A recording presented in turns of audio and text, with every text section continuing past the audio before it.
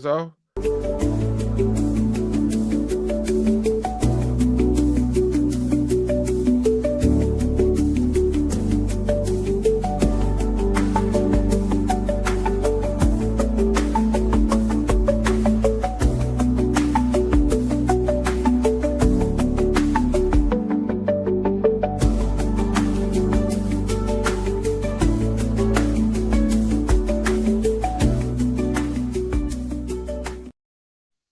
what's going on, y'all? And welcome to Justice for the Series, this emergency special edition.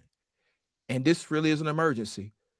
We all saw what happened from the Supreme Court a few days ago with the Louisiana versus Calais case, where the Supreme Court tried to eviscerate the Voting Rights Act. And we're going to talk about that. But we really need to ground ourselves in this historical moment. And so I thought it was important that we convene and that we have a conversation about justice for our Black vote. So Keandra, thoughts? Where are we? So I've seen a lot of just the chit chat about it on social media naturally, right? But I also am one to think that it's not beneficial for us to panic in this moment. I feel like I understand people being outraged, and I've been giving pushback to people. There's people like, explain to me what rights you lost. I don't even engage those people, but I do feel, I don't know, I'm trying to articulate the word. It's like almost an out of body experience. I can't believe I am living through this in my lifetime. I really can't. But I also don't think that we need to panic. I've seen a lot of people going back and forth about how serious it is, or whether it was completely gutted, or if there's still a chance, or what this means. I've seen a lot of back and forth, and I feel like instead of the back and forth, we need to just unpack the whole thing, educate ourselves, and say, hey, what's next? Because I'm the type, I'm only going to do so much back and forth with you before I want a solution. I'm a very solution-based person. So that's my thoughts is, okay, we've panicked, we've freaked out, we've even done the back and forth, we beeped a little bit on social media. What's next? Absolutely. And I think that's why it was important for us to have this conversation. Because Mhm. again, I saw the back and forth, and I read all 92 pages of the opinion and the dissent and the concurrence. And I have my own opinions about where we are, both as an activist and as well as a civil rights attorney.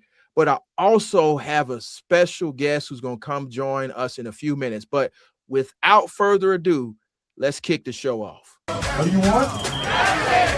Every headline fades. Every news cycle moves on. For the families, it never ends.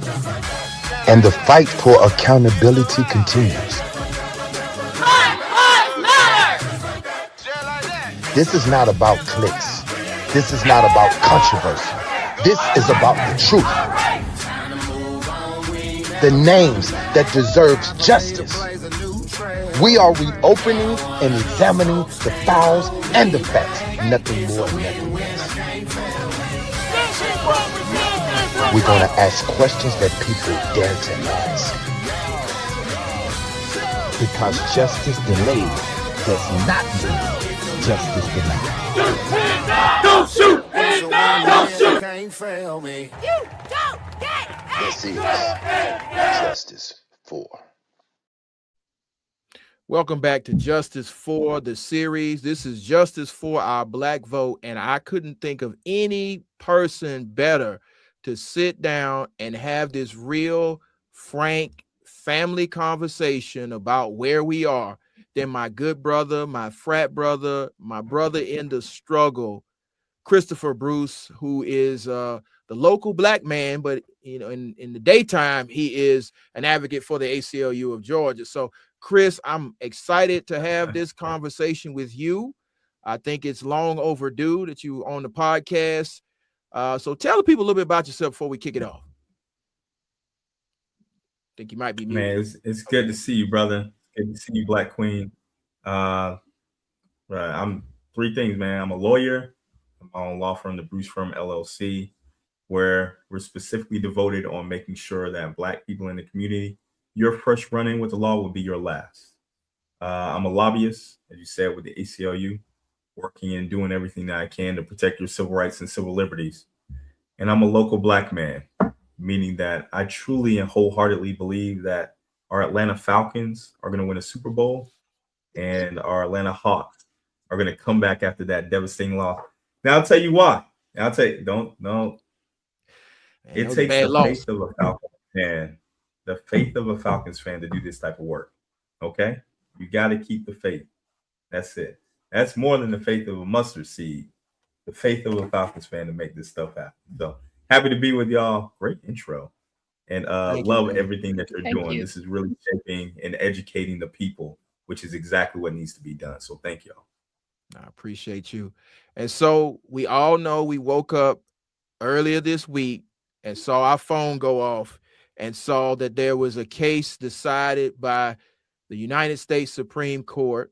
We have been talking about this case for a while in legal circles and advocacy circles. But once the ruling came down, I think we all had different reactions. First, before we get into our reactions, let's listen to the reaction of the 45th and 47th President of the United States. Going on the Voting Rights Act, I know you said you haven't seen it. When did it come out, just now? No, it came out this morning, but basically very much narrows the Voting Rights Act. Was it considered a win for who? A win for Republicans. I love it. But my question... This is a very good... We can end this news conference right now. I want to read it. My question to you, Mr. President, is that some Republican governors have not responded in terms of what they're going to do. I guess early voting, for example, in Louisiana. Republican governors what? Republican governors. What about it? Early voting begins Saturday there, for instance. Should they redraw the map in the next couple of I months? would. I mean, it depends. I mean, some states don't need to redraw, and some do. I mean, I know what the concept of the ruling. I just haven't seen the result. Yeah, I would say generally I would think that they would want to do it. Some are greatly helped and some, it didn't make much difference. Yeah. And so that was his response. It's very telling. But Keandra, what was your response when you first saw it come across your phone? Oh, I thought you meant to the Trump video. I was like, oh. Well, we're going to get to that in a minute. But what was your thought to your response to the decision of the Supreme Court? My response was, as you said, this is something that we have been talking about for a while, right? So you actually originally brought this to my attention a long time ago. I forget how long, but I know it wasn't something that happened overnight. And this is something that we've been pushing for more people to be active, speaking out about. And my honest response is, I guess I was shocked that other people were shocked. And I think that's one of the tough things about being into activism and keeping up with politics and social justice is that a lot of people don't get involved until their hair is on fire, and they're like, oh my God, help me put this out. And I'm like, I told you it was on fire. And I didn't feel like I told you so, but I just took a moment to just kind of digest and process everybody else's sudden outrage with something we have been talking about for months. Chris, we have definitely been talking about this for months, if not years, about the attempt to roll back rights that were secured, particularly voting rights. What was your initial thought when you saw this come across your phone? I was actually in Philadelphia with the ACLU, and we have been preparing for this for probably the past 2 years because ever since the case came up, one of the lawyers in the case is an ACLU lawyer, saying we have to prepare just in case something happens. So when it dropped on Wednesday, most of the lawyers, especially the ones from the Supreme Court, everything stopped. People scrambled and said, we have to get to work, one, to read the opinion to see exactly what happened, and then two, to notify others of saying what needed to happen.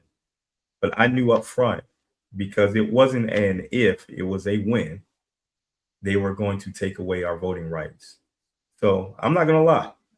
The more information that came out as the opinion was analyzed, actually, the more it actually did touch my heart and my feelings, my emotions. I'm not even going to lie about that. I got to that point where I was saying, damn, how do you go from the people who fought for these rights and won them, and now you have less rights than them? So we are in that situation. But it also turned into a time of invigoration of saying it's time to fight. So it's not a let's just be down in the dumps. It's a new challenge to make us move forward as a people. I just want to make sure that everybody knows and understands what we are facing right now. Absolutely. And I haven't shared this with anybody yet. I know people saw my tweets as it was happening in real time in my post, but I hadn't shared my real feelings about what happened. As Chris has stated, as Keandra has stated, we've been talking about this for a long time. So we had time to prepare, but still to grapple with the fact that I was the first person in my family born with all of my rights, to now potentially being the last person in my family born with all of my rights. It hit a little different. And anybody who knows me knows that I'm not the type to be down for any amount of time, but I was down for about 30 minutes until I actually read the decision and started going through it and giving my analysis in my mind of what I was reading. I mean, I knew the court, when the court asked for oral argument again, it kind of signaled where they were going. But I wanted to read where they were going and then to process it. And so my initial reaction was, wow, it's 1955 all over again, before Brown. And well, 54. And so, you know, I just think that people need to appreciate, one, the moment we're in, and two, as Chris has said, be invigorated for the fight that is ahead of us, because this is a fight that our generation hasn't seen. And our generation, mine and Chris and Keandra, yours is like right after ours a little bit. We haven't seen Jim Crow. We've heard about it. We absolutely didn't see. We didn't see the codification of bigotry and intolerance. That's what this decision potentially can do if we don't fight back. And so when I'm going to transition into what Trump said, I've never seen a president more unaware of what the law actually says and what actually just happened. I mean, you saw in the clip, he literally said, I haven't read it. Is it a win for Republicans? Let's be clear. You're the president of the United States. This is not about red or blue, right or left. This is about rights. And he's treating it like a football game. Yes. And so, Chris, can you kind of explain to the people why this is not about red or blue? This is about hard-fought civil rights that people fought, bled, and died for. And I'm glad you put it that way. And I want us to make sure we have a discussion of why were Black people fighting for the right to vote, right? Because we all say, oh, people fought and they died for it. There is a reason why. Black people were not treated justly at all. And we're talking about same, if not better intelligent level, working, any and everything that you have. Black people have proven that they can do it. And yet they didn't have the right of representation, even though they were being taxed. Remember, representation without taxation, since we're dealing with 250 years of this country of saying this is how we got the independence. And yet you were doing the exact same thing to Black people, not just Black people, all minorities, but specifically Black people. So finally, within this fight of getting political power, because this is what it was about, gaining political power. Why? Because when you gain political power, you gain economic power. And with political power and economic power, you can actually start having a say within your school systems and education, your health care, any and everything that has to do with your job, infrastructure within your cities and your roads. You get to dictate where your tax dollars are going. which is what a true democracy demands. Mhm. So no, this is more about living up to the words under the U.S. Constitution that was embedded for all Americans, which we are. But this is about them treating us less than an American. Of saying Mhm. that even though you are a recognized culture minority, and don't forget, and I know y'all have talked about this, they're trying to take away birthright citizenship. That was something that was put in place for Black people. So they have methodologically taken away our rights. This is just the next step. It is a devastating blow. And I don't think people really realize what's going to happen next if we don't get things together. The less amount of elected officials that are Black that you have, the less amount of Black politicals that you are going to have, the less amount of Black lobbyists that you do have.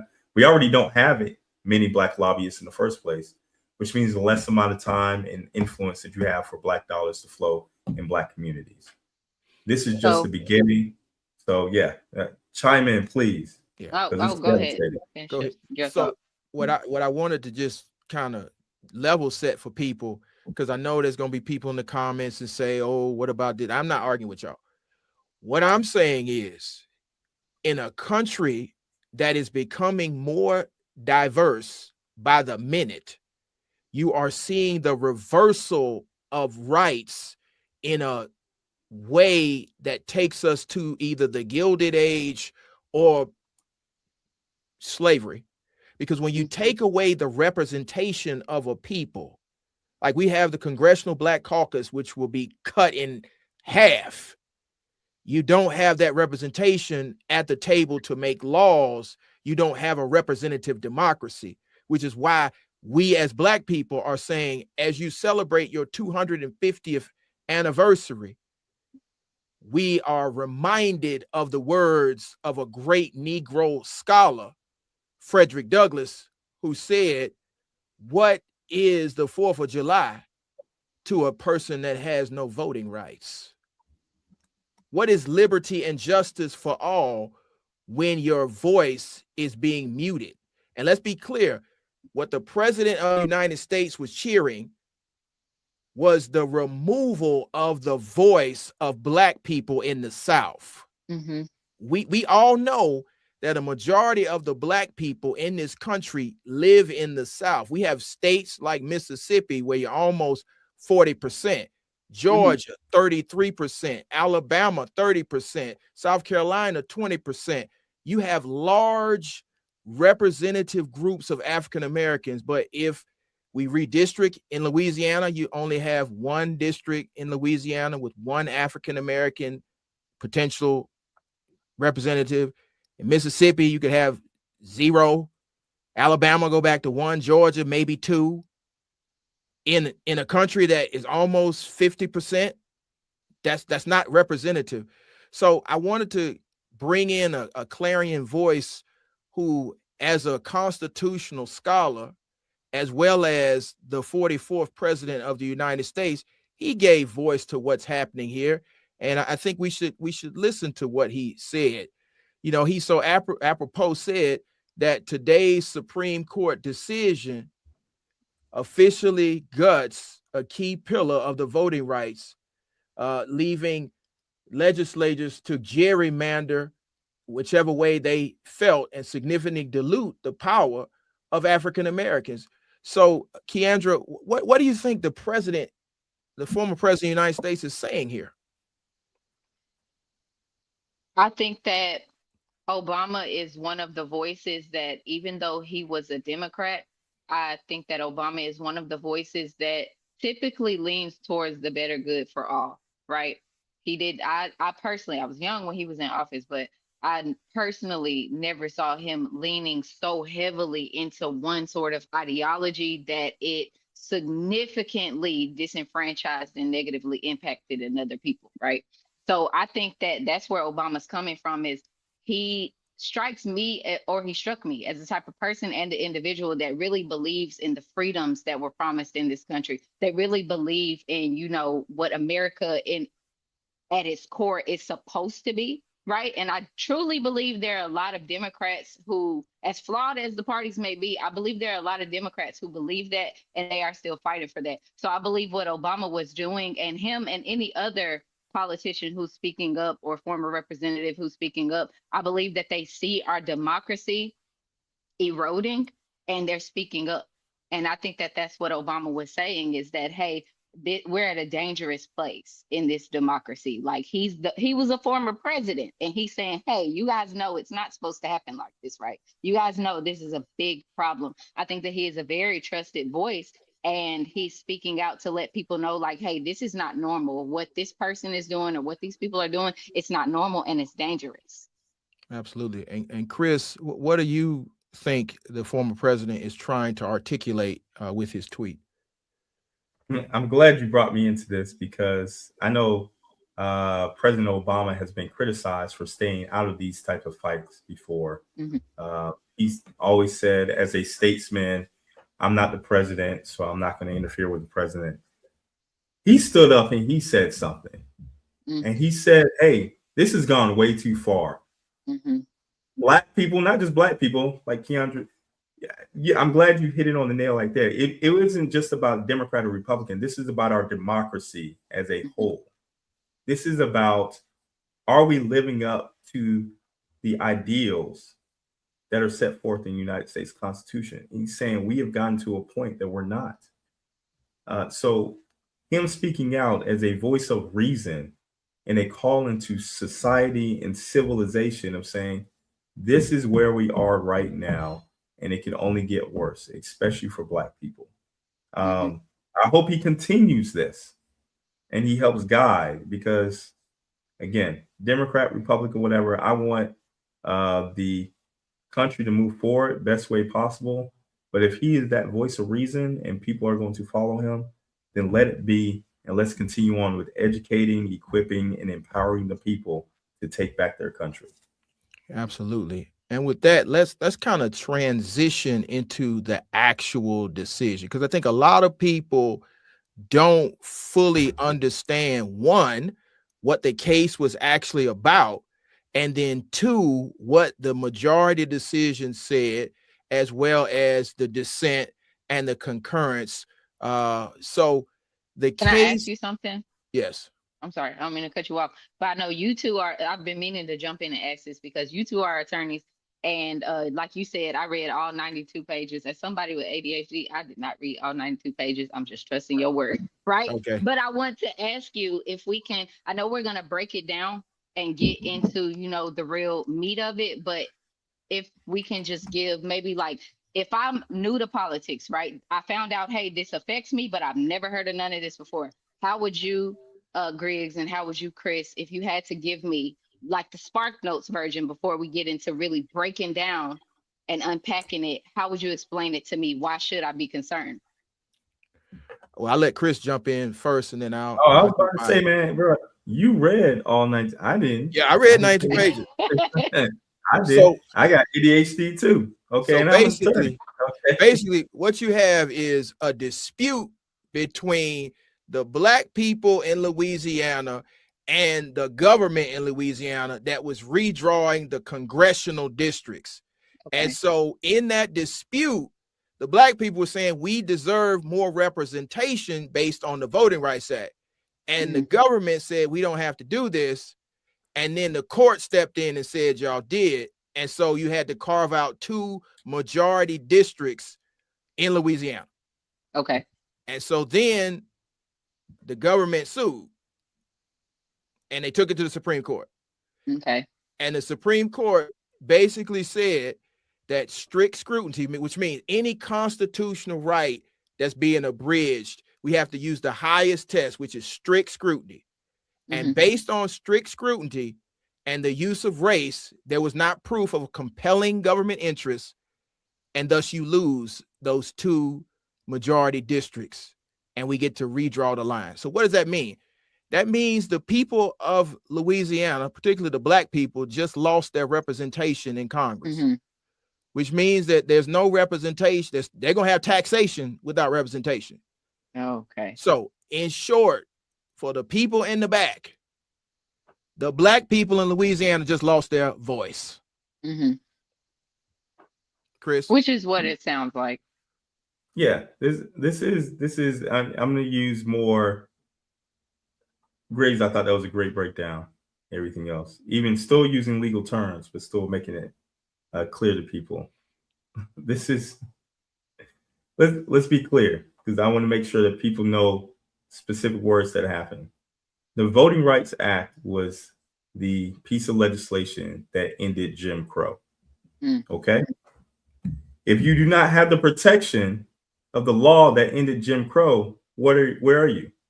You are back to a Jim Crow era. Jim Crow. Specifically. That's just math. Simple math. That's it. Logic. That's it. So when it comes to you being able to vote, it says that you cannot discriminate specifically based upon race, but you have to show the intentionality that is based upon race. During Jim Crow, they would come up with fake rules of saying, well, did your grandfather, was he able to vote? Did he vote? That's not based on race. So it doesn't specifically deal with discrimination, but we know exactly who it had to deal with. Yeah. During Jim Crow era, your grandfather only the white was a slave. Yeah. So no, he couldn't vote, which means you couldn't vote either. So they are trying to find a way of making the thing not the thing. The thing is race, and that is the thing. But they try to do any and everything of saying it's not race, but it's specifically race. It is specifically black people. And now without the protections of Section 2 of the Voting Rights Act, it is completely eviscerated and we're going to have problems. And I'll add one more point to it, a little bit more of a high level. They never specifically said they were striking down the Voting Rights Act. So they're still saying it's still in play. They just completely changed the dynamic. And like Griggs has said, the level of scrutiny that goes along within it. Why is that significant? It takes a lot more to overturn an opinion like that. Mm-hmm. So this may live for generations to come, which means that not just our generation, your generation, the next generations are going to be feeling the effects of again, Jim Crow era, not a civil rights era, a Jim Crow era. And so I want to jump in here because Chris just made a point that I've been trying to make for 2 days. First off, I want everybody to understand how serious this decision is. Mm-hmm. But I also want people to understand the last part that he just said. They wanted to make it seem as though the Voting Rights Act no longer exists, but they did not strike it down.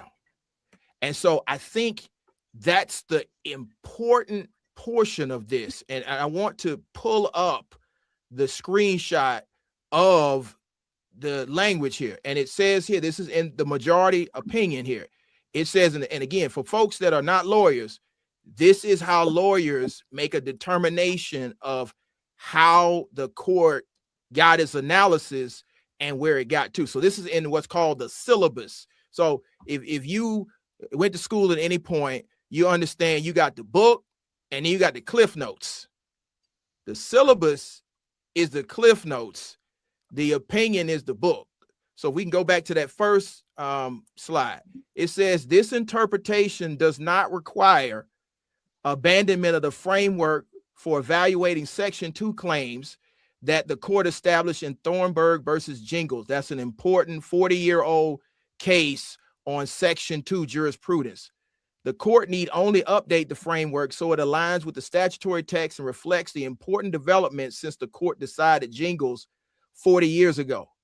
4 historical developments are a particular note, and then it goes through those developments and talks about how they need to change the adapt, or update the Jingles framework.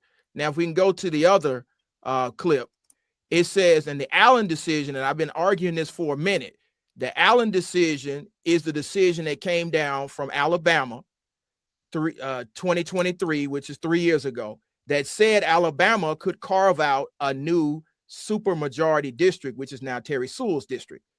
This ruling says nothing in Allen dictates a result that differs from the one we reached today. The decision in the case was based on the state of Alabama specific argument that its race neutral benchmark was necessary in redistricting. Then it starts talking about Allen versus Milligan. It talks about the brief, but you go down to the bottom portion. It says here, we reject the single view, Allen, in short, was about whether Alabama's novel evidentiary standard required a change to our existing Section 2 precedent. It did not. Now, what does all that mean? What it means is, yes, they have made Section 2 claims a lot harder because it is strict scrutiny on anything that's race-based. So it has to be a compelling government interest, has to be narrowly tailored. And then if we bring in students for fair admissions in Harvard, they added something else in these race-based strict scrutiny cases. I'm going to break all this down. I know we getting high-level, nerdy lawyer stuff, but they added a time frame on that because they said we cannot use race-based distinctions unlimited. Now, why are they doing all this? To make it harder to prove racial discrimination. You have to actually prove the intent. That is the problem, because racist statutory interpretation is very hard to prove. And so that's why Chris is correct. We are going back to a Jim Crow-esque type statutory interpretation where it's going to be very difficult to prove counting the number of jelly beans or bubbles in a bar of soap to determine whether you can vote, or paying a poll tax when you don't have enough to pay the poll tax. These are all the techniques of Jim Crow, but it's now James S. Crow, Esquire. And so what I want people to take away from this is, one, Section 2 is not dead, which means the 6 cases that the Georgia State Conference and other groups of the NAACP, you saw in that case, Allen was the Alabama State Conference. They mentioned the South Carolina State Conference, and the Louisiana case was the Louisiana State Conference of the NAACP. So shout out to the NAACP for continuing to do Thurgood's work, just like the ACLU is to continue to do the lion's share of this work. But what we have to understand is we got to become Thurgood, because it took a Thurgood to get us to the point that we are right now. And it's going to take a Thurgood to get us back, because if we fighting Jim Crow, we got to adapt Jim Crow techniques to slay Jim Crow. So what I'm saying is this: once we threw off the sadness, we became reinvigorated. I hope everybody watched the town hall yesterday with Kristen Clark, who was the former head of the Civil Rights Division of the Justice Department and now is a general counsel for the NAACP. I hope people listen to folks like Chris Bruce, who is the foremost thinker in Georgia on policy down there at the Gold Dome. Because what we're going to have to do is to reinvigorate the old tactics and then remix them a little bit. I'm gonna give y'all a little bit more in a minute, but I want to hear Chris is synopsis of this because it's gonna take legal minds to also incorporate the people to build what's necessary to fight this. Attorney Griggs, that the way that you're putting this, I'm glad that you're getting honor to our ancestors who made us get to this point. And like you said, it was incumbent upon us to keep it. We're not there. So let's just be in the reality. This is the fight. They won a nice battle, but we have to win the war. And it's going to take all of us to do it. So and I know you say you were going to respond to the people in the comments, but I know some people who say, oh, I can still vote. Yeah, but if your vote doesn't matter, if they completely diluted your vote to say you're not going to get representation, because again, I know a lot of y'all are not voting for $4 gas because that's what's in Congress right now. Is that if that's what you voted for, let's have a discussion. I know y'all are not voting for not having health care, for changing our infrastructure being depleted, for any and everything within there. That's where this really comes down to. So yes, Attorney Griggs is already at another place of saying they could go ahead and take away your vote and reinstitute jelly beans to make this happen. They could, or they could just say, hey, go vote. That's cute. You might get 12 or 13% of something that is 51%, 50 plus one to actually win an election. And you have somebody who is representing you, your tax dollars, and everything else in your district that knows absolutely nothing about you and is going to completely ignore you. That's what's at the horizon right now. You don't have the political strength anymore, which means that you're not going to have the economic strength or the safeguards to navigate this course of action. So this is why I really enjoy y'all's podcast, because it's not just talking about the problem. Y'all talk about the solution. Y'all talk about how to educate people to actually move forward to get there. Mm-hmm. Problems there. We need to talk about how we're actually going to overcome it. Absolutely. Keandra, from a layperson, an activist perspective, I want to hear your thoughts. So I'm listening to y'all talk and give the legal side of it. And obviously that's important, right? Obviously that part is important. But one of the things I focus on and I think people come to me for is mindset. It's staying motivated. It's perspective. And that's what's going through my head right now when I'm sitting here listening to y'all talk, because, you know, I'm not an attorney. I do understand the language, you know, but I'm not an attorney. I don't have the skill or the experience to go in the courtroom and make things happen. But I do know when people are defeated, I have the voice and I use my voice. And I would encourage more people to do that, not to be defeated, to use your voice. You know what I mean? Like I was just about to ask Chris, like, so when you say my vote is diluted, what does that mean, right? I had a question. I ask a question. I'm not upset. I'm not devastated. I'm not panicking. I just want to know what that looks like. And then after I find out what that looks like, you know what my next question is going to be, how can I prevent that? So I encourage a lot of people, just whether you're listening or whether you're seeing it happening online or whether it's happening right in front of your face, if that's your state, I encourage everybody to use their voice, no matter the size of the platform. I've had a lot of people in my comments or, you know, even comment to me personally. They're like, Keandra, can you talk about it? Can you talk about it? Can you talk about it? Can you talk about it? My platform is fine, but say I have 300,000, right? Let's say you have 1,000, you have 500, 300 of y'all can make an impact. If everybody speaks, no matter the size of your platform, you don't have to go begging your influencers. You don't have to go, you don't have to go begging people to share the story and amplify it when you have a community yourself. We have to build these communities. We have to maintain our mindset and we have to use our voice. What I'm seeing, the word I'm hearing repeated a lot is voice. Voice, voice, voice. And right now, our Black voice is so powerful that they are bending over backwards trying to take it away. And I need people to understand. That's the part that makes me emotional, is I need people to understand that's what I have in common with the people who were enslaved, with the people in Jim Crow, with the people and the leaders through the civil rights movement. That's what we have in common with them. Our Black voice, who we are as Black people, is a threat to them because of how powerful we are, not because we're dangerous. You know, not because of any of the stereotypes, but we are a powerful people. There's something about us that's non-tangible. You can't put it on paper. You can't put your hand on it. And they have spent centuries trying to snuff that out. And I need people to understand how powerful that is. And I say that because it matters.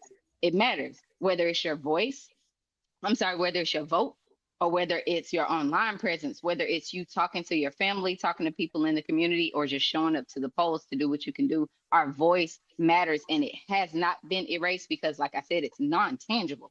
They can't erase what.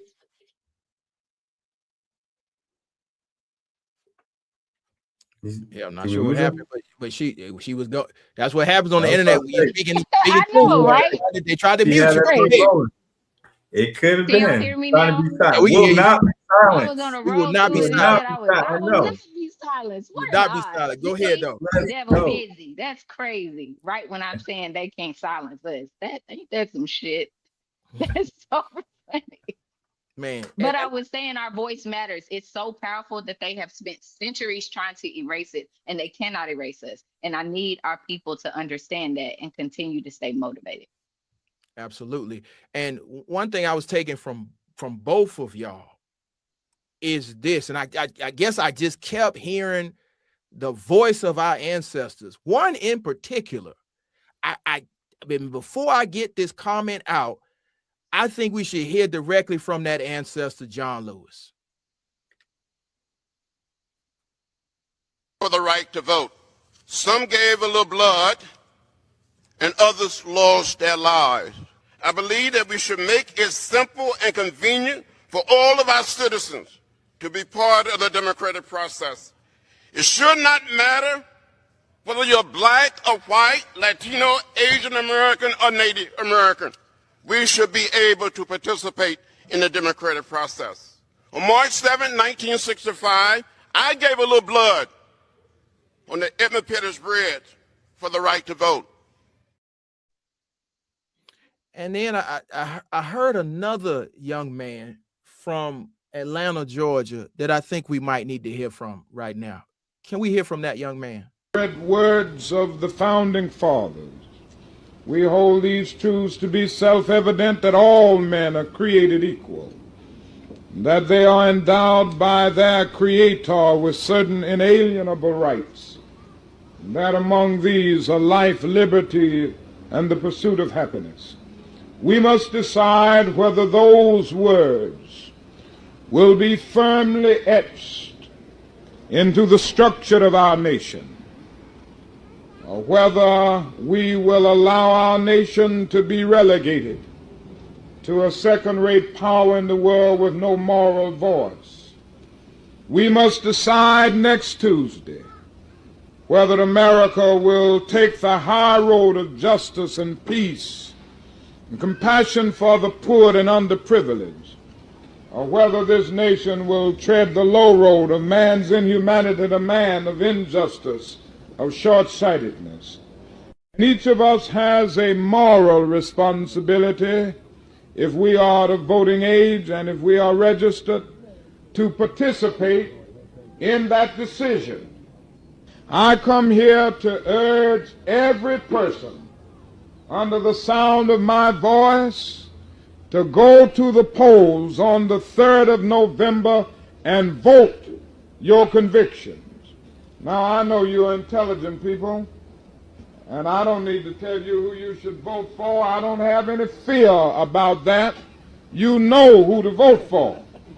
I'm just asking you to vote. Now, just if you need, very seriously, never before in the history of our nation has a candidate for the presidency taken such a negative stand on the demands of our Judeo-Christian heritage for justice. And so, as we heard from those two ancestors, the last one particularly, he urged us to use the power that they gave us. They gave their lives for the ability for us to exercise the franchise. And what I want everybody to understand under the sound of my voice, the game is not over. In many of the states, with the exception of Louisiana, we're voting right now. And that power to exercise our voice has not been completely stripped yet. And so what I want to remind people, as I looked at the syllabus and I read the opinion and I thought about what we were going to say to the people, I kept coming back to, well, man, our ancestors, when they were slaves, didn't have the power to speak or vote. Mm-hmm. And they changed the course of American history. Mm-hmm. Our ancestors that grew up in Jim Crow didn't have the ability to vote, and they would be murdered for exercising their vote, their voice, and they still changed the course of American history. So if it's our turn to go down this road, we need to understand, one, what the road is paid for, two, what the rules of the game are, and three, we have the same level of determination as they did. And so what I'm saying is, particularly in the southern states, let's just be real, what's going to happen? What's going to happen is they're going to call special sessions. Mm-hmm. They're going to redistrict. They are going to gerrymander partisan gerrymandering. It basically means that the party in power is going to cut the districts in a way that the party in power wants. And so across the South, it's going to be red. So that people who will vote against them that live over there aren't in their district anymore. Yeah, aren't in their districts, don't have the power to elect the candidate of choice to Congress, or particularly some of them will do it to the state legislatures. So what does that mean for us? It means during those redistricting hearings, we got to stand up and speak out. Yeah. We got to build a record. We got to make sure that they hear us. Because if we don't build a record, if we don't speak up, if we don't make sure they hear us, they will mute us. And so at that point, we have to have ingenuity on how we fight back, but understand the rules of engagement. And so, Chris, you've been at redistricting hearings. You have given testimony. Can you kind of tell the people what that is like and what it means for somebody to carve you out of a district to dilute your voting power? So I'm going to go back. One, great clips, especially the second one. I know a lot of people on here have a platform and influencers. You see how Dr. King had a microphone in his hand? And you see how we're still doing that today? Just to spread a message? Yeah, it's not anything new. We're still up here using the same tactics. We're just doing it in a different way, like you said before, Attorney Grace, just remixing it. But I really do appreciate him being on the mic like that. And that's what Kendra is saying we need to do. We need to express that. When it comes to redistricting, we know that's supposed to happen every 10 years. In Georgia, that can happen at any time, which is why your governor is probably going to call a special session. But I've been to redistricting hearings all across the state in the last redistricting. I can tell you, and we galvanized people to speak out and speak their voice of saying how they were not being represented by their elected officials. Even though they spoke up, a lot of it was not being heard, and you got distorted maps, which is another reason why the ACLU asked Alpha Phi Alpha Fraternity Incorporated in the Georgia district to file suit, because in a lot of those hearings, Black men were not being heard and being disenfranchised from saying, hey, our voices are not being upheld. And I'm telling you, the Georgia chapter really stepped up with this, with a phenomenal case, with great witnesses to say, which is why we are still in court to this day, controverting those maps. So you do have people who are still fighting for your rights. It is a long road for justice. And what makes it easier and better for everybody, and this is why I'm glad you brought that up, Attorney Griggs. When you speak out, that goes into a legislative record. That goes into something that you can file lawsuits on. If you are quiet and you're silent, people, judges are going to say, well, nobody was speaking out against it, so why are y'all complaining about it? This is a time when your voice needs to be heard. Educate yourself on the subject matter. Make sure that you are being represented. Last thing I'll say is, this is how you really will know. It's one thing for you to know who your state representative or your state senator or elected official is. It's one thing for you to know their name. It's another for them to know your name. So if they are not coming to you and asking for your opinion, or you're not giving their opinion to them, if they can't recognize you by a first name basis, then you're not doing your job. They work for you. Make them work. I say that all the time, and it pisses people off for some reason. Absolutely. What about making them work? Make them work. Crazy concept, right? I swear I say that all the time on social media, and people get so upset. Like, what are they supposed to do? And I'm like, their job. Literally their job. Their job. Yes. And so as we continue to talk about this, I want to ground us in, we talked about the majority decision and what it said, striking down the 2 majority districts in Louisiana. But there was such an eloquent dissent that I think we need to spend some time on Justice Kagan's dissent. Particularly, she says here, at the first stage of this judicial project to destine the Voting Rights Act, the court maintained that Section 5 was no longer needed because of recent decades African Americans attained political office to record numbers. Shelby County versus Holder, and it cites the case. At this last stage, the court gutting Section 2 puts the achievement in peril. I dissent because Congress objected otherwise. I dissent because the court betrays the duty faithfully to implement the great statute Congress wrote. I dissent because the court's decision will set back the fundamental right Congress granted of racial equality in electoral opportunity. I dissent. She talked so eloquently about what the court is doing by opening this floodgate.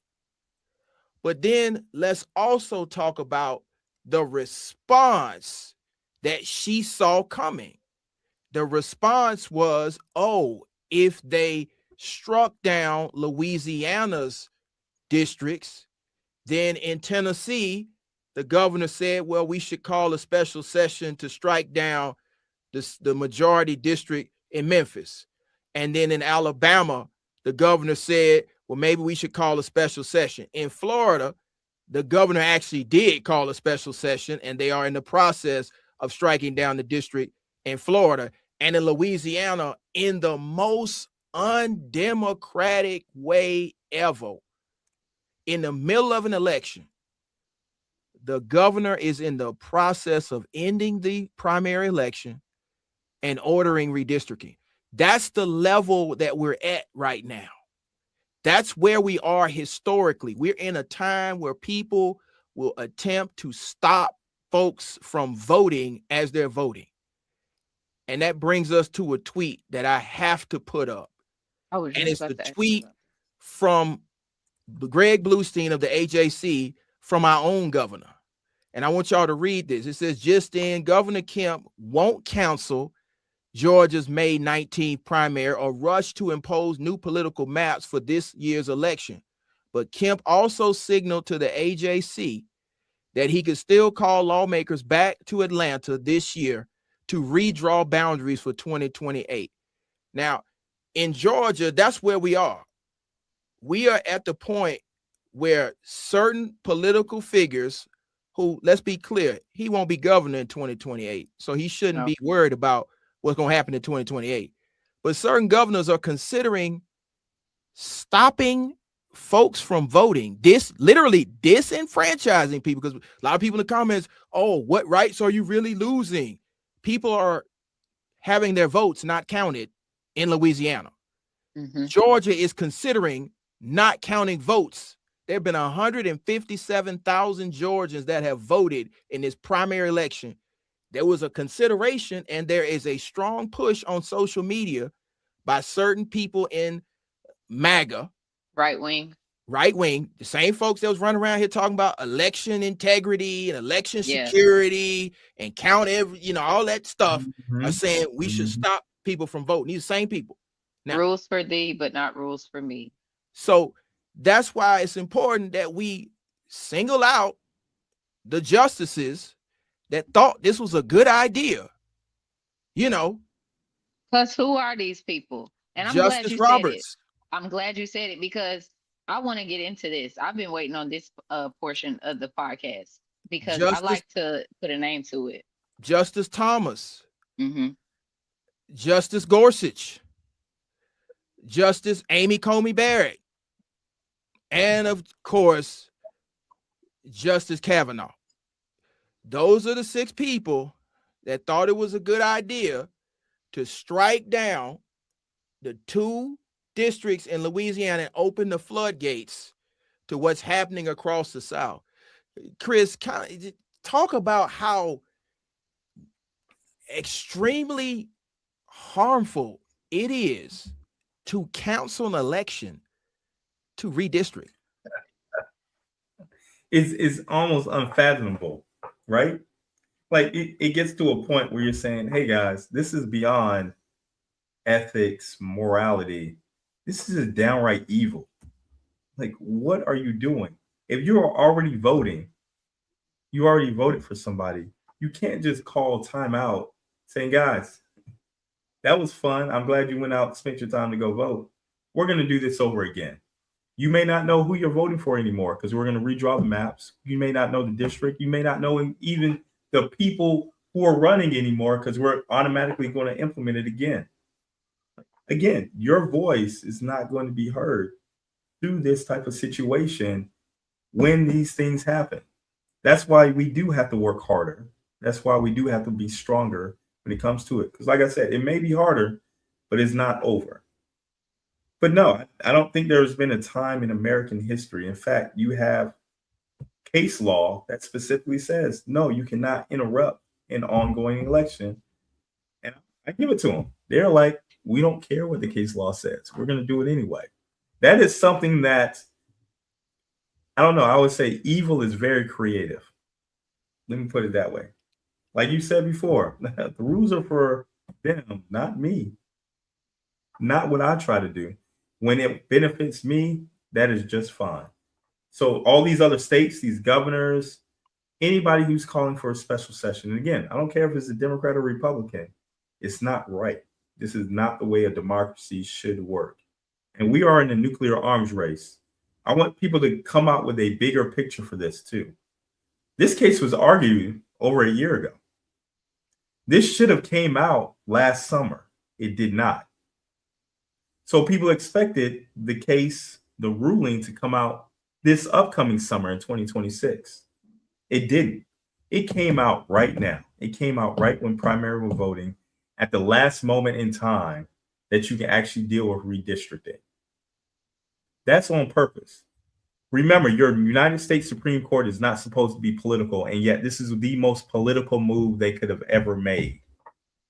They could have waited to make this ruling and made sure, like Kemp said, I'm not going to stop voting because you're already voting. We're going to wait till 2028. This court said, no, we're going to make sure that everybody's reevaluated now. It just came out of nowhere. That's what really needs to be investigated.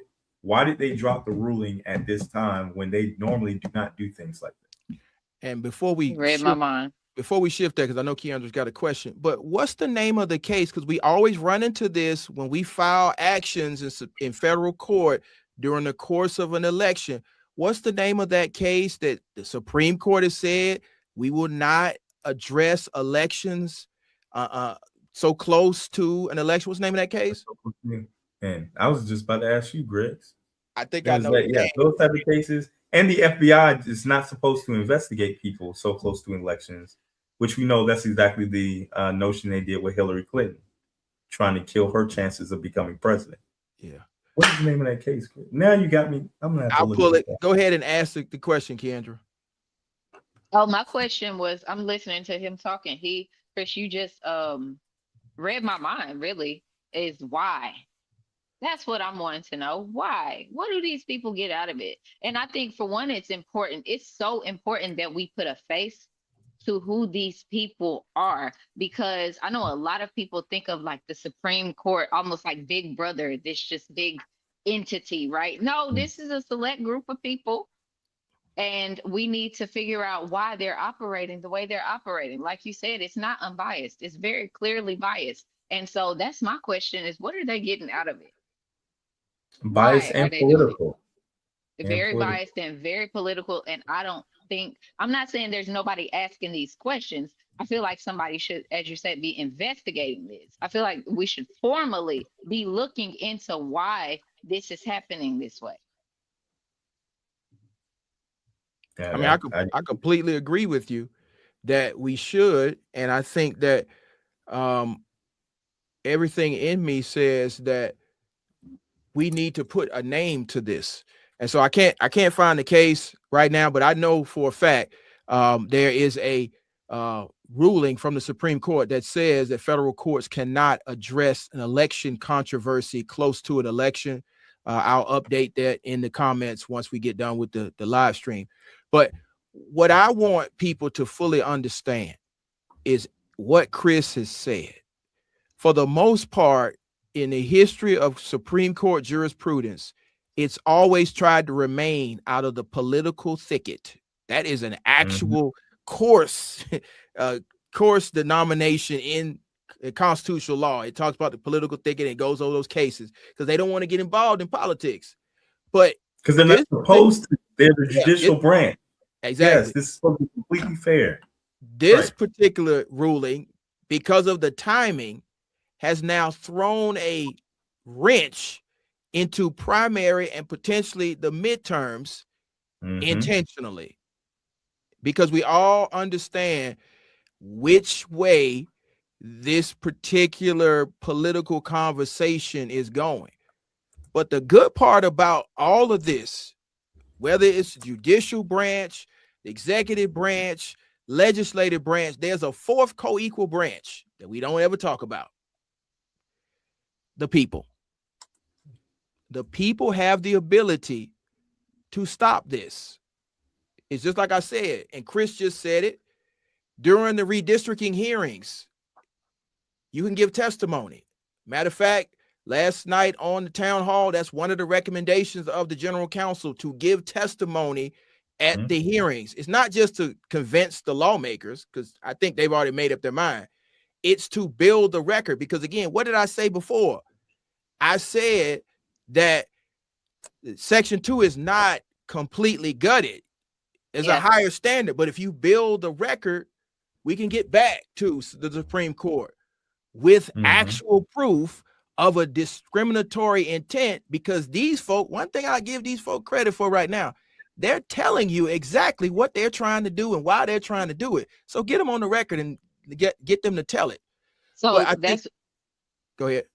I was saying, so Greg, so what I'm getting from, because I feel like what you're saying is so important, because I've been having this question like, okay, so what do we do? What do we do? What do we do? What's next? How do you fight it? And it sounds like you're saying, is it fair? No. Is it a hurdle? Yes.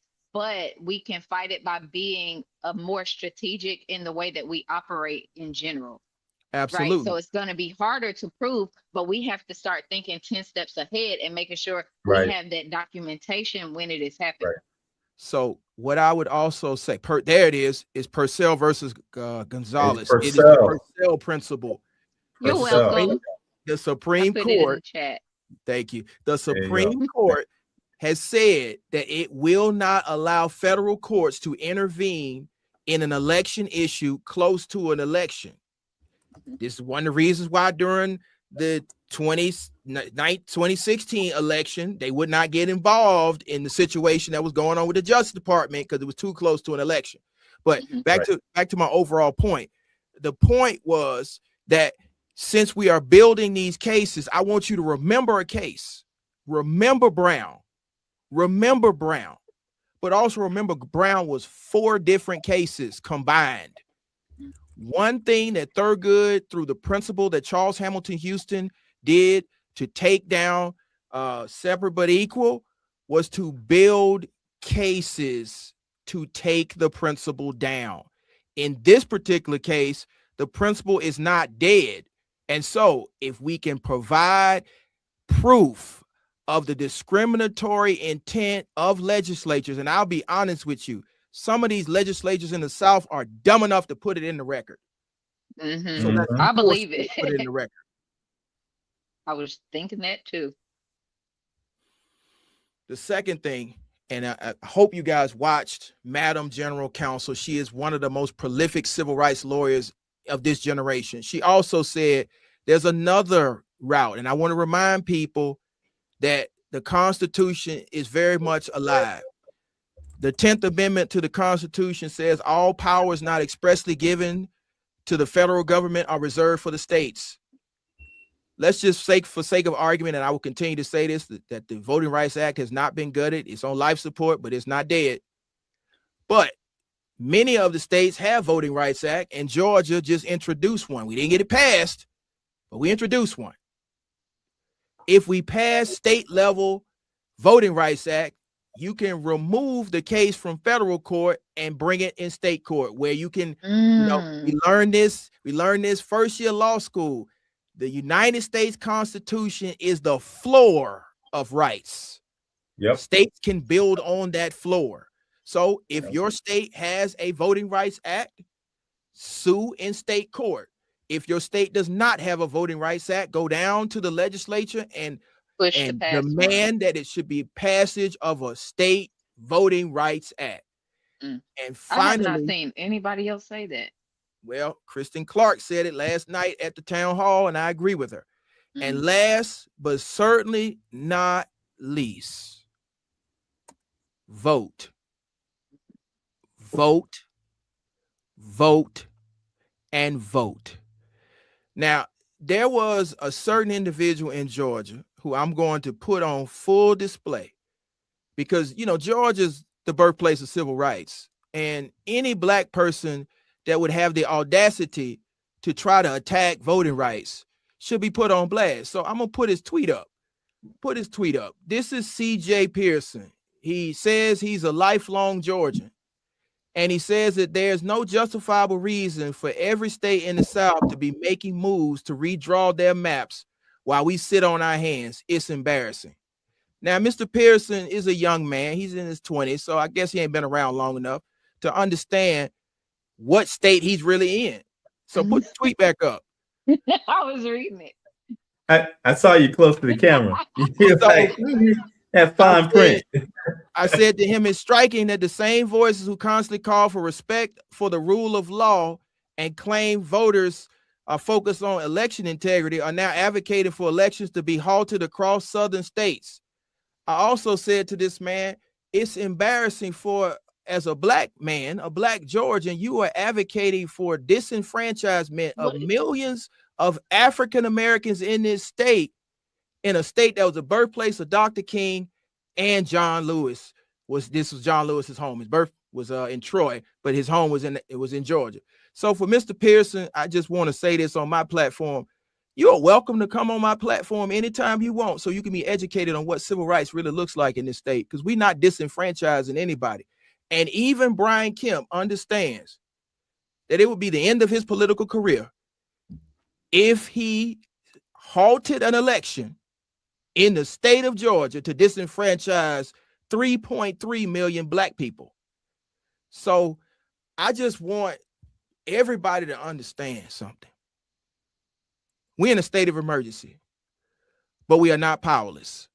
I want to turn it back over to my able co-host. I went off on a tangent. Go ahead, Keandra. Oh no, you're fine. I'm trying to, and I'm still on the CJ Pearson. I'm trying to understand what his point was, and maybe it went over my head because it sounded conflicting. He was saying, "There's no reason." What was he trying to say? And maybe it just went over my head. He was trying to convince, and there seems to be a push in the MAGA sphere or media sphere to force Brian Kemp to do something like call a special section to end the primary election and to have redistricting. And I would clearly point out to the governor, the elections code in Georgia does not allow for that. You know, even if he declared an emergency and delayed the election, you have to have the election within 45 days. It's going to take longer than 45 days to redistrict. Okay, so I wasn't tripping. It didn't go over my head. It's just bizarre that he would say that. And it's super weird coming from a black man, especially someone arguing with you about civil rights, because it comes across as if he's saying, well, everybody else is stripping the black people of their rights, you guys. We better get going. And I'm just, I guess, trying to wrap my head around why a black person would be pushing for that. And that's why I had to say something to him. So I think this goes more towards, Keandra, you're using rationale and logic. Yeah. The other guy's not. That's why it doesn't make sense. I'm so being I'm glad way you too confused. Right. Yeah. So what I want to wrap this because this is a special show, and I didn't want to get into the doom and gloom, even though it's a doom kind of time, but I want to leave on a high note, is that we are not disempowered yet. We still have the ability to fight back. And my good friend, Chris Bruce, is one of the best at strategizing how we fight, whether that's legal observing through the biggest marches in Georgia history, or that's lobbying down the Georgia Capitol, or whether that's getting people together to make sure that we invest in our own business structures and running them. Oh, and by the way, he was the president of the Atlanta Bar Association. I mean, the Gate City Bar Association, which is the Black Bar Association here. So what are your thoughts to give people as marching orders as we move into this time? Well, first, I want to say thank you for allowing me on your platform. Again, very powerful discussion. I love anything that educates our people. And that's when this really comes down to. You know what you should be proud of is being Black. Okay? Let me tell you, this race right here has overcome a lot more than what we're facing right now. And we are going to overcome this together. So your next steps, as not just a Black person, but a person who believes in democracy. Again, educate yourself on this issue. Join other organizations who are doing something about this. I can shout out the ACLU. We're in the courts. We're in the streets. We're fighting. We're doing poll observing, poll workers. You can get paid for that. We're doing everything that we can. You don't have to do it with the ACLU, but do not do this fight alone. There are so many phenomenal advocates who are doing so many amazing things. Know how to fight and know who to fight with to make the largest impact possible. And if you need help with that, you can contact me at cbruce@acluga.org or follow me on Instagram, Attorney C. Bruce. I can personally help you and connect you with other organizations. But make sure you stay tuned to podcasts like this so you can get the most up-to-date information on how to fight back. Thank you, my brother. Keandra, what are your closing thoughts on how people can, one, stay vigilant, but two, get involved and push back? So one of the things I really love that we discussed, or I guess just kind of came out in this episode, is there are so many different options to get involved. And Griggs and I, we're on two sides of the fence where we stand in different places when it comes to getting in the streets protesting. Like Griggs is a seasoned vet. He been in the streets protesting forever, right? And I'm like, I'm an itty bitty little thing. I see how they doing them folks.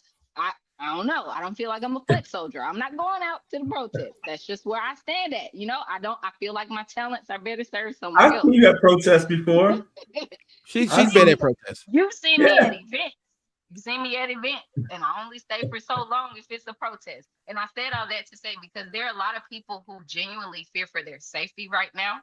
And I'm not the type that's going to give you pushback about that. But as you have heard during this episode, there's so many ways you can get involved. Maybe you're non-combative. You don't want to go to the protest, but you can show up in person in other places. You can go to the city council meetings. You can go to the polls, first of all. You can go to the Capitol or whatever space you feel safe in. I do feel like it's gotten to a point where we got to bring it off the internet. And I'm known for my activism that's digital. I'm literally a digital activist. That's how I came into this space. But I do feel like it's to a point where we need to be boots on the ground in person more too. And that doesn't always have to look like a fight. It doesn't have to be the combative protest. If you're afraid of that, there are other places I really feel like our voices can be heard, and we need to be better about utilizing those. And I'm personally going to start incorporating that more into my message. No, I appreciate that. And yes, there are so many ways that you can get engaged. Everybody doesn't have to be outside. I particularly like being outside. It's fun. But no, you don't have to be outside. It's all good. And I did see one question in the chat. Mr. Brown asked, do I have to go to my legislature capital? Yes, to get the Voting Rights Act introduced. Go to your legislative state capital and do that. But what I want to leave people with is this.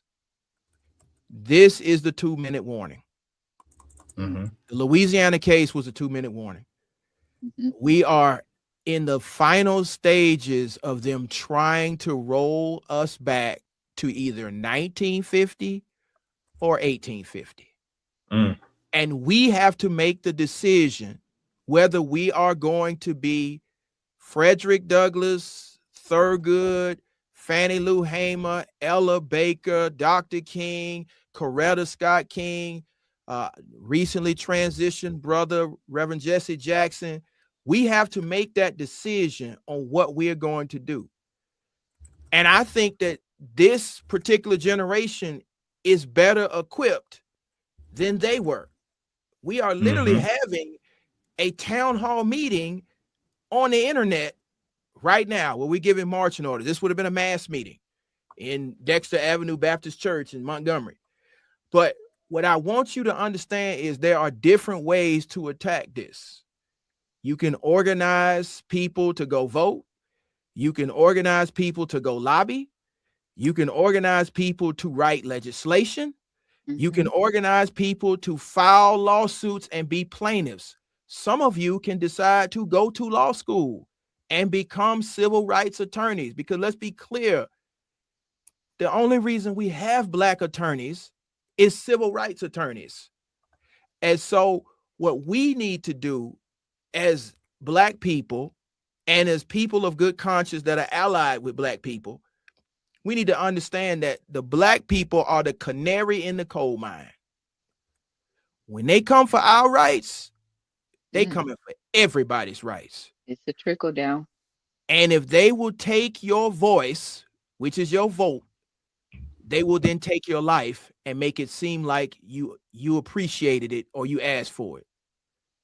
We have to understand who we are fighting and the fact that they don't fight by the rules. One thing I know about Black people, if we fighting somebody that don't fight by the rules, we adjust the rules to be fair and make sure we win the fight. Yes, the Louisiana case was a loss, but that was a battle.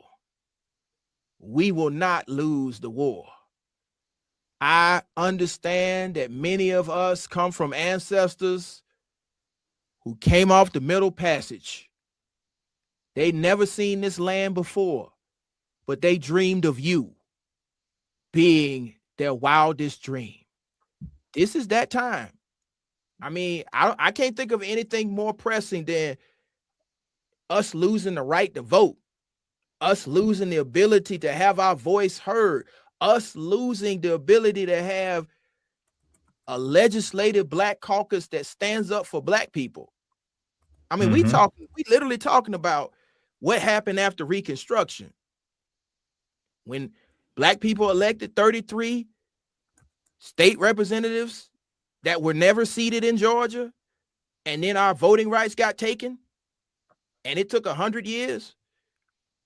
Again, that's what's happening right now. So what I want to leave you with is this. There are marching orders in this podcast.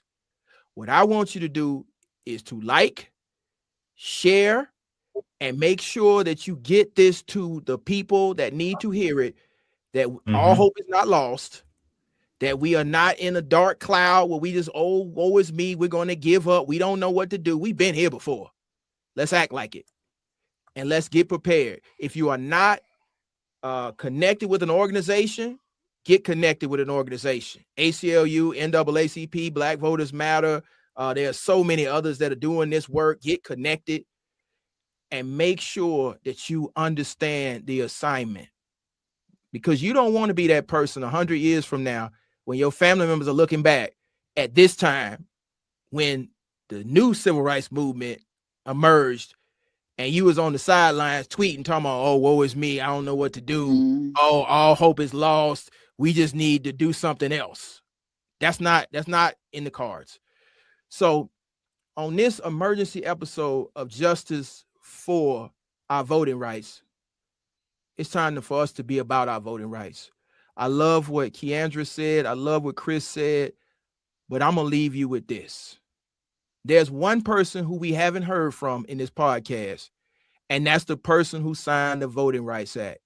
So we're going to leave out with the words of Lyndon Baines Johnson, a Southerner from Texas that was able to convince members of the South to give the franchise to Black folks in the Voting Rights Act. Let's leave out listening to Lyndon Baines Johnson. Or his religion, or the place of his birth, is not only to do injustice, it is to deny America and to dishonor the dead who gave their lives for American freedom. Open your polling places to all your people. Allow men and women to register and vote, whatever the color of their skin. Extend the rights of citizenship to every citizen of this land. There is no constitutional issue here. The command of the Constitution is plain. There is no moral issue. It is wrong, deadly wrong, to deny any of your fellow Americans the right to vote in this country. There is no issue of states' rights or national rights.